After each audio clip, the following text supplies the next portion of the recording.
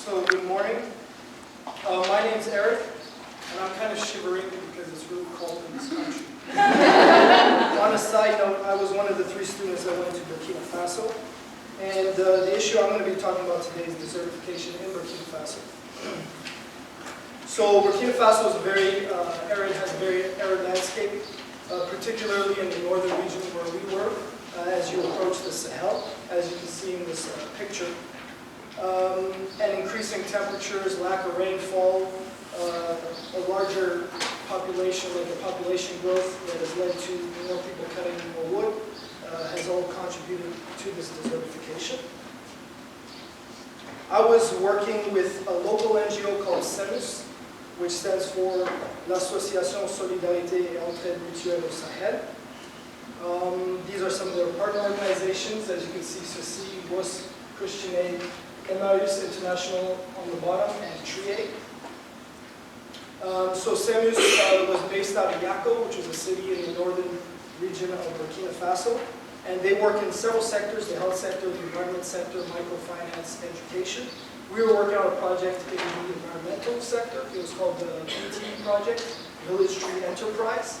And basically what the project did is it brought the beneficiaries together in groups of entrepreneurs who would then harvest and sell 5 non-timber forest products based on the communities and the forests they're close to. So they're generating income for their households and their communities, but there was also a second aspect to the project, which was raising environmental awareness. They did this through reforestation. Each commune had a nursery that was put in place. They did this through techniques such as assisted natural regeneration, ANR. Actually, I should skip to the next slide. That's an example of one of the nurseries. And assisted natural regeneration, for those of you who aren't aware, what it is basically when humans protect or preserve natural tree seedlings in their fields. They also had stone contour bunds, which would help with water infiltration. They would have planting pits, known traditionally as zai, which is a pit that they dig that kind of catches the water runoff, as well as materials that can help fertilize the tree seedlings. So my mandate, my role within the organization was to conduct an impact evaluation for this project.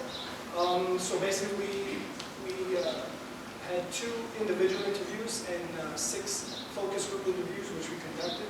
Over 100 beneficiaries participated in this. 6 of the 9 target villages were represented, and all 3 of the target communes. So this is an example of one of these interviews. I just want to point out that it was probably like 30 degrees plus. At this point in time, people are kind of bundled up. So I'm just saying. So some of the impacts of the project that we saw there was a growth in the trees within the communities. Forests were starting to kind of grow up where there were no forests. There was growth in income for the different households and communities that were affected.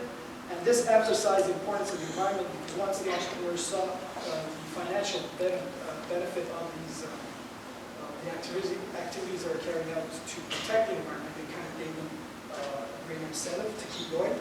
They also had links to buyers and other microfinance institutions, less bushfires, and an increase in wildlife.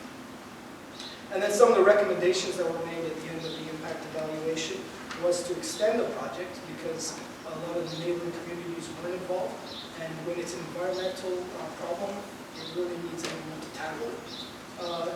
Actually, the day before we left, we were told that the project had been extended for 3 years, so we're very pleased to hear that. Also, food transformation was a recommendation that was made.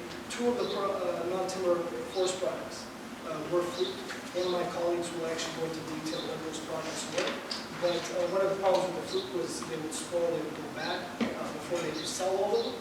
So they wanted units of transformation where they could dry the fruits and then use them to make juices, jams, cakes, or flaky breads, depending on the fruit.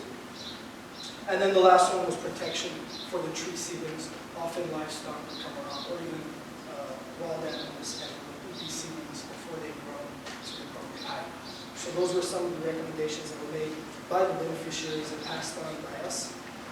So that's basically a summary of my placement and the problem of desertification